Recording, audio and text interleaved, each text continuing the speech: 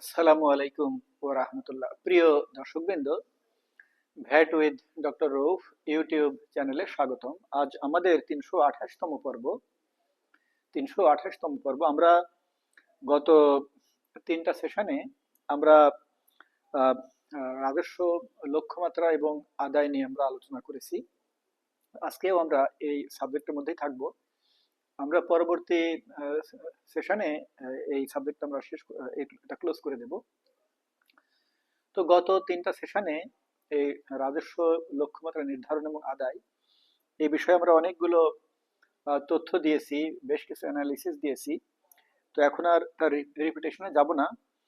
আজকে আজকে আমরা একটা একটা আশাব্যঞ্জক একটা আলোচনা আজকে করব। এতদিন আমরা দেখেছি যে রাজস্ব লক্ষ্যমাত্রা আদায় হয় না। গত 35 বছরের মধ্যে 12 বছর রাজস্ব লক্ষ্যমাত্রা আদায় হয়েছে, অর্জিত হয়েছে, আর 23 বছর অর্জিত হয়নি। আর বর্তমান অর্থ বছরে তো রাজস্ব লক্ষ্যমাত্রার প্রবৃদ্ধি অনেক বেশি। গত 35 বছরের মধ্যে সর্বোচ্চ 47%। তো আমরা শুধু দেখেছি যে আদায় হয় না, আদায় হয় না, আমাদের ট্যাক্স জিডিপি রেশিও কম, এরকম আমরা একটু হতাশাব্যঞ্জক চিত্র আমরা দেখেছি। আজকে আমরা আশার কথা বলবো।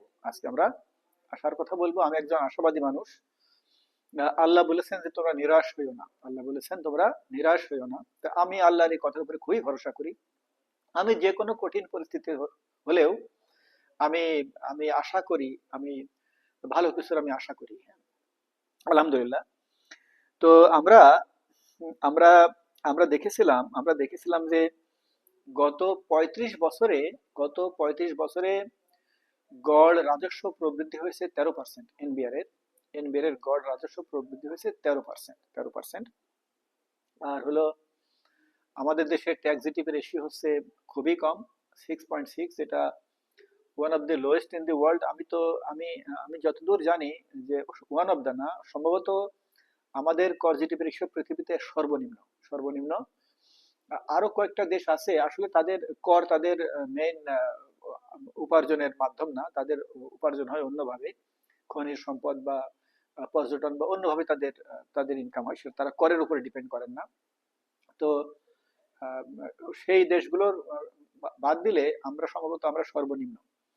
তো এটা তো আসলে খুবই একটা একটা লজ্জাস্কর ব্যাপারও বটে। আমাদের আশেপাশের দেশেও 12, 15, 17%। তো তাহলে ছয়ের ধরেন 13 হলে তো ডবল হয়ে যায়। তো আমাদের আমাদের তো আশেপাশের দেশের তুলনায় আমাদের 2.5 গুণ 3 গুণ আমাদের কর জিডিপি রেশিও হওয়ার সম্ভাবনা আছে। উন্নত দেশে কর জিডিপি রেশিও প্রায় 30-35%। তো আমাদের অর্থনীতির যে সম্ভাবনা, আমাদের যে অর্থনীতির যে সাইজ, আমাদের যে অর্থনৈতিক কার্যক্রম, আমাদের যে জিডিপি, তো সে তুলনায় আমরা আমরা কর আদায় করতে পারছি না। তো এটা তো আমাদের আমাদের ক্যাপাসিটির অভাব। আমরা পারছি না, আমাদের ক্যাপাসিটির অভাব। আমাদের কর আদায়ের যে মেশিনারি, সে মেশিনারি শক্তিশালী না, এই জন্য আমি পারছি না। তো এখন আসেন আমরা আমরা যদি 3 গুণ রাজস্ব যদি আমরা আদায় করতে পারতাম, তাহলে এবার আমাদের রাজস্ব বর্তমান অর্থ বছরে, গত অর্থ বছরে রাজস্ব আদায় হয়েছে, এনবিআর আদায় করেছে 4,15,000 কোটি টাকা। তো আমরা যদি ডবল আদায় করতে পারতাম, তাহলে প্রায় 8.5 লক্ষ, 8,30,000 কোটি টাকা হতো। তো তাহলে তাহলে তাহলে কি একটা সুন্দর একটা কাজ হতো। আমাদের বর্তমান অর্থ বছরে ডেফিসিট ফাইন্যান্সিং এর প্ল্যান করা হয়েছে 2,43,000 কোটি টাকা। তো আমি তো বলি যে এই 2,43,000 কোটি টাকা শুধু ভ্যাট দিয়ে কালেকশন করে ফেলা যায়। ভ্যাটে যে প্রসপেক্টস আছে, যে সম্ভাবনা আছে, ভ্যাটে সে সম্ভাবনাটুকু যদি কাজে লাগানো যায়, তাহলে শুধু ভ্যাট দিয়েই এই যে ডেফিসিট ফাইন্যান্সিং এটা করে ফেলা যায়। তো আসেন প্রিয় দর্শকবৃন্দ, আজকে আমরা আলোচনা করব যে আমরা কিভাবে এই র্যাপিড গ্রোথ করতে পারি। আমাদের নিয়মিতভাবে যে গ্রোথ হচ্ছে, নিয়মিতভাবে যে 13% অ্যাভারেজ গ্রোথ হয়েছে গত 35 বছরে। আর আমি আমি বলি যে আমাদের বর্তমানে যে ব্যবস্থাপনা রাজস্ব ব্যবস্থাপনার যে যে মানব সম্পদ আছে, যে তথ্য প্রযুক্তি অবকাঠামো আছে, যে লজিস্টিক সাপোর্ট আছে, এই সমস্ত মিলে 15 থেকে 20% রাজস্ব গ্রোথ করানো যাবে। 15 থেকে 20% ম্যাক্সিমাম, এর চেয়ে বেশি করানো সম্ভব না। এটা সম্ভব হবে না। শুধু টার্গেট একেবারে হিউজ একটা টার্গেট দিয়ে দিলেই হবে না। তো তাহলে সম্ভব হবে না এই বর্তমান যে ক্যাপাসিটি, এতে সম্ভব হবে না। তাহলে ক্যাপাসিটি কিছু রিভাইজ করলে সম্ভব হবে। এখন আসেন ক্যাপাসিটি কিভাবে রিভাইজ করবেন, কোন দিকে কাজ করবেন, এইটা হলো কথা। সংস্কার নিয়ে যে সমস্ত কথা বলা হয়, সংস্কার নিয়ে, রাজস্ব সংস্কার নিয়ে তো কথাবার্তা কম হয় নাই, কাজকর্ম কম হয় নাই। তো আমি তো বলি যে রাইট ট্র্যাকে কথাবার্তা হয় নাই, কথাবার্তা প্রায় রং ট্র্যাকে কথাবার্তা হয়। রাজস্ব সংস্কারের কথা বললে যে চার পাঁচটা কথা বলা হয়, এগুলো তো আমি তো বলবো যে এগুলো খুবই গৌণ। এগুলো গৌণ, মুখ্য যে স্থান সেই স্থানে হিট করা হয় না। এই আগামী সেশনে আমি এই রাজস্ব আদায়ের বা রাজস্ব সংস্কারের যে কয়েকটা কথা রেগুলারলি বলা হয়, এই বিষয়গুলো নিয়ে আমি আগামী সেশনে ডিসকাশন করব। তারপরে আমি এই সাবজেক্টটা ক্লোজ করে দেব, অন্য সাবজেক্টে যাব, আইনের আলোচনা আবার শুরু করব। তো এখন আমরা আসলাম যে এই সাধারণ যে প্রবৃদ্ধি রাজস্বের, সেই প্রবৃদ্ধির বাইরে আহ, একটা খুব সিগনিফিক্যান্ট প্রবৃদ্ধি করতে হলে আমাদের কি করতে হবে, সেটা হলো আমাদের আজকের মূল আলোচনার বিষয়। এটা যদিও যদিও রিপিটেশন হচ্ছে, তো তারপরেও আহ, বলতে হবে, আহ, অবশ্যই বলতে হবে, বারবার বলতে হবে, সবাইকে বলতে হবে। আমি বলবো, আপনারা বলবেন, সবাই বলবেন। মূল যে মূল যে আহ, রাজস্ব আহরণের যে মূল যে স্থান, যে মূল যে ফোকাস, সেই ফোকাসকে আমরা আমরা গুরুত্ব দিই নাই। সেই সেই ফোকাসকে আমরা কোনো গুরুত্ব দিই নাই। আমরা কম গুরুত্বপূর্ণ স্থানে আমরা শুধু শুধু কাজ করেছি। আমি তো অনেক খুব সিম্পল উদাহরণ দিয়ে বোঝাই। আল্লাহ পবিত্র কোরআনে উদাহরণ দিয়ে দিয়ে মানুষকে বুঝিয়েছে। আল্লাহ গাভীর উদাহরণ দিয়েছেন, আল্লাহ পিপিলিকার উদাহরণ দিয়েছেন, আল্লাহ কুকুরের উদাহরণ দিয়েছেন। এরকম আল্লাহ উদাহরণ দিয়ে দিয়ে বুঝিয়েছেন। এই জন্য আমিও উদাহরণ দিয়ে দিয়ে বোঝাই, এবং আমি মনে করি যে এই অ্যাপ্রোচ আল্লাহ গ্রহণ করেছেন, সেই অ্যাপ্রোচে আমাদের আমাদের কল্যাণ হবে। তো ধরেন আপনি একটা ফ্যান চালু করবেন, তো ফ্যান চালু করলে তো আপনাকে তো সুইচে টিপ দিতে হবে। আপনি যদি শুধু দেয়াল টিপেন তাহলে কি ফ্যান চালু হবে? দেয়াল টিপলে ফ্যান চালু হবে না। তো আমরা তো তাই করি, আমরা তাই করেছি। আমরা রাজস্ব হারিয়েছি যেখানে, সেখানে খুঁজে নাই। নাসিরুদ্দিন হজ্জার মতো, নাসিরুদ্দিন হজ্জার আংটি হারিয়েছিল ঘরের ভিতরে, নাসিরুদ্দিন হজ্জা খুঁজতেছে ঘরের বাইরে। একজন জিজ্ঞেস করলো, কি ভাই কি খুঁজতেছেন? বলে যে আংটি খুঁজতেছি। বলে কেন, কোথায় হারিয়েছে মনে করতে পারেন? বলে যে যে বাড়ি কোথায়, ঘরের মধ্যে। তা আপনি বাইরে খুঁজতেছেন কেন? তো হজ্জা বললেন যে বাইরে তো আলো আছে, ওই জন্য বাইরে খুঁজতেছি। তো আংটি হারালো ঘরের ভিতরে, আর আলো আছে বাইরে বলে বলে সে বাইরে খুঁজতেছে। তো এই আংটি কোনোদিন পাওয়া যাবে? তো আমাদের রাজস্বের সেই অবস্থা। রাজস্ব যেখানে হারিয়েছে সেখানে না খুঁজে আমরা খুঁজতেছি কোথায়?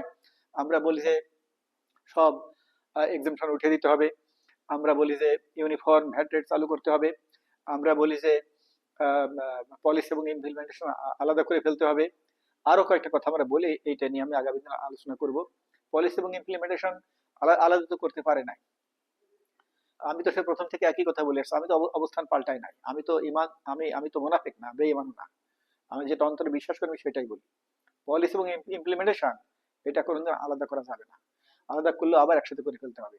চট্টগ্রাম কাস্টম হাউস তো আলাদা করা হয়েছিল, এটা তো আলাদা তো রাখা যায়নি।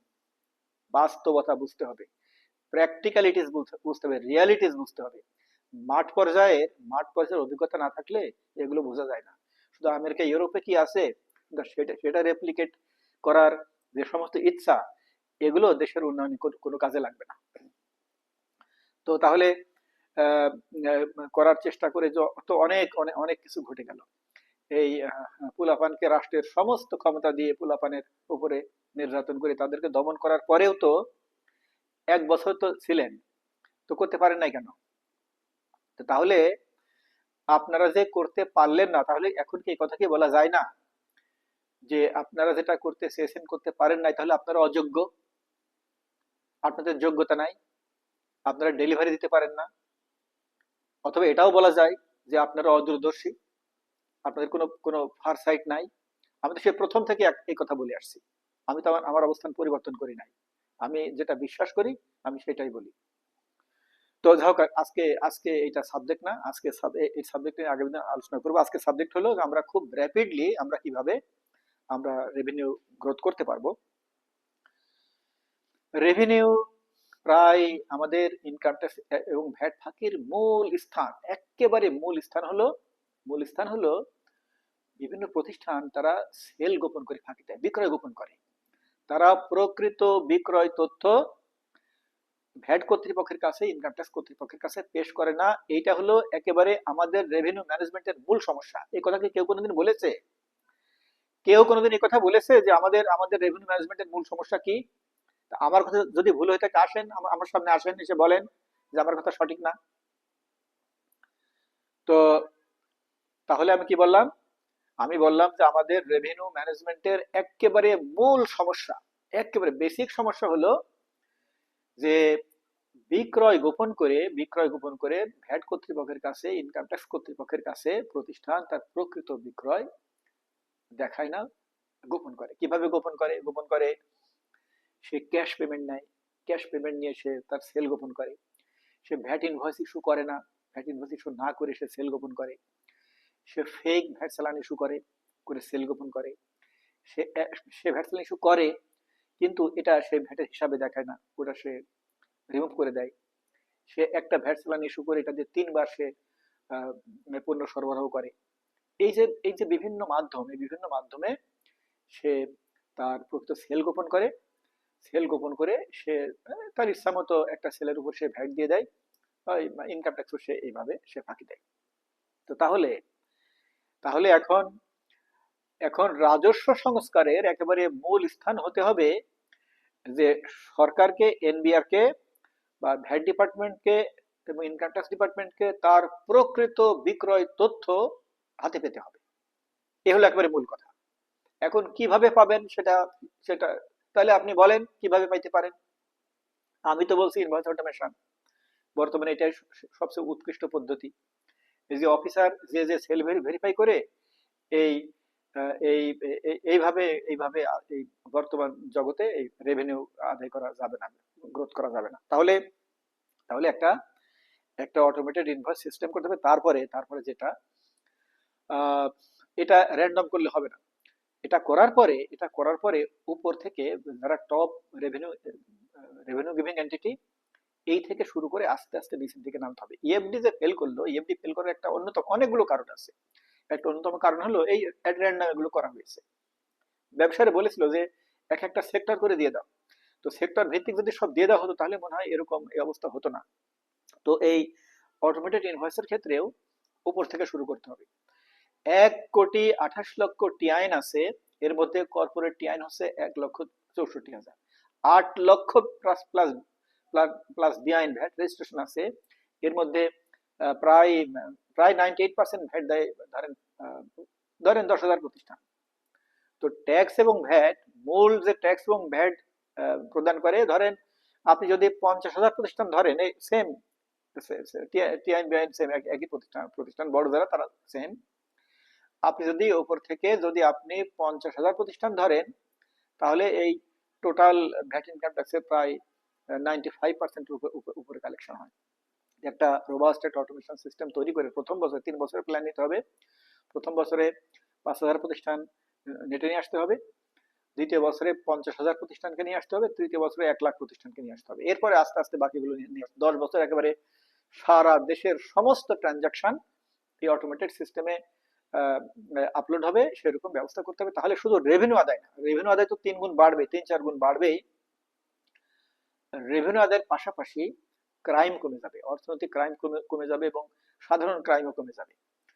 যখন এই তথ্য সব স্বচ্ছ হয়ে যাবে, তথ্য স্বচ্ছ হয়ে গেলে তখন তখন এই নানান রকম অনিয়ম করা যাবে না। তো প্রিয় দর্শক বৃন্দ, আজকে আমি যেটা বললাম, মূল যে কথা বললাম যে এখন রেভিনিউ র্যাপিড গ্রোথ করাতে হলে প্রকৃত সেলের তথ্য সরকারের কাছে নিয়ে আসতে হবে। এই জন্য আমার বক্তব্য হলো ইনভয়েস অটোমেশন। আপনার যদি কোনো বক্তব্য থাকে তো সেটা দিন, বা ইনভয়েস অটোমেশন করে বা যেভাবেই হোক প্রকৃত বিক্রয় তথ্য সরকারের কাছে নিয়ে আসতে হবে।